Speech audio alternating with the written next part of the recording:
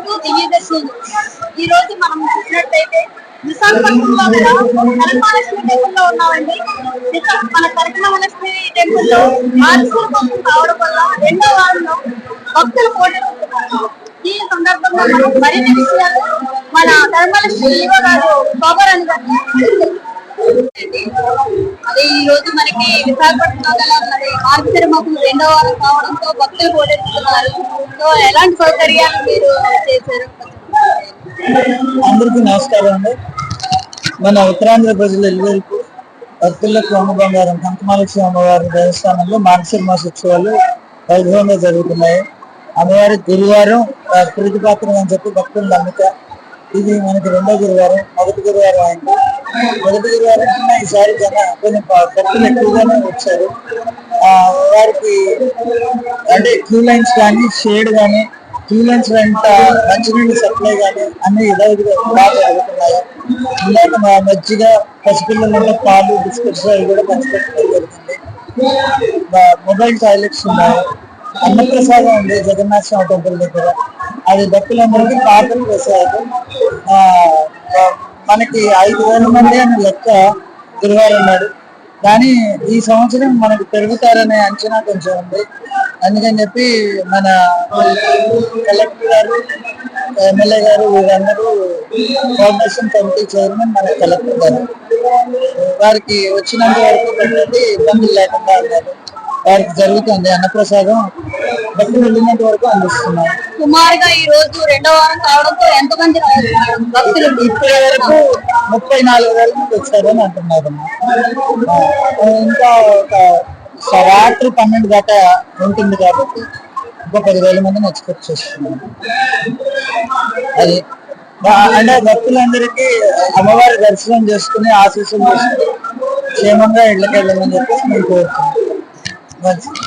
భక్తులు అంటే భక్తులు ఎటువంటి ఇది లేకుండా కూడా మనకి ఏంటంటే అన్న సదుపాయం మేము బయట చూసాం, అన్ని విధాల సదుపాయం బాగుంది అన్నారు. కాకపోతే కొంచెం క్యూ లైన్ లో ఉండేసరికి వాళ్ళు ఇబ్బంది పడుతున్నారు. అది తప్పదమ్మా. ఎట్లా అంటే చెప్తా, అన్ని దేవాలయాల్లో మామూలుగా అమ్మవారినో స్వామివారినో ఒక నమస్కారం పెట్టుకుంటూ కదులుతుంది భక్తులు. కానీ మన దేవాలయంకి వచ్చేసరికి చూస్తున్నారు ప్రతి వాళ్ళు అమ్మవారి మీద పసుపు కుంకుమ అభిషేకంగా పాలు వేసి కానీ కదలరు. ఆ క్రమంలో మామూలుగా అయితే 4-5 నడిచే టైంలో ఒకళ్ళే పాస్ చేయగలం. ఆ తేడా మన దేవాలయానికి ఖచ్చితంగా కొంచెం క్యూ లైన్లు మామూలు దేవాలయాలు ఉంది. అమ్మవారిని స్వామివారికి దండం పెట్టుకుంటూ చూసుకుంటూ మూవ్ అవుతారు.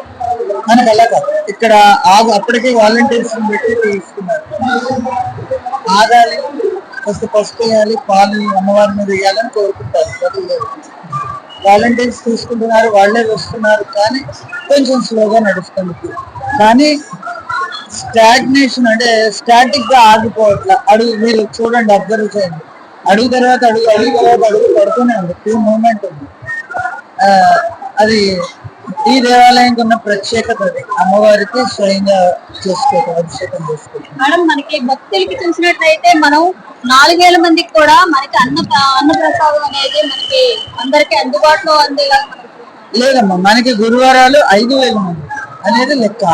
కానీ ఇప్పుడు అలా లేదు. మన జగన్నాథ స్వామి టెంపుల్ దగ్గర జరుగుతుంది అన్నప్రసాద వితరణ. మీరు ఇప్పుడు కూడా చూడొచ్చు, ఇప్పుడు కూడా పెడుతున్నారు. ఆ లెక్క కాకుండా అన్లిమిటెడ్ అనమాట. ఎంతమంది వస్తే అంతమందికి పెట్టాలనేది నిర్ణయం తీసుకుంటాం. అంటే నిత్యం మార్గశిర మాసం అంతా నిత్యం ఉంటుంది. మనకి భక్తులకి ఎంతమంది వరకు మనం అంటే మామూలు అదర్ దాన్ థర్స్డేస్ 2,500, థర్స్డేస్ అయితే 5,000. ఇప్పుడు ఇంకా వస్తున్నారు భక్తులు, చూశారు కదా, యాభై దూరాల నుంచి వస్తారు కదా, వాళ్ళకి కనీసం అన్నప్రసాదం పెట్టాలంటే అందుకని వచ్చిన వారందరికీ చేస్తున్నారు. అదే చేస్తున్నారు. జగన్నాథ స్వామి టెంపుల్ దగ్గర అన్నప్రసాదం జరుగుతుంది. ఇంకా జరుగుతుంది.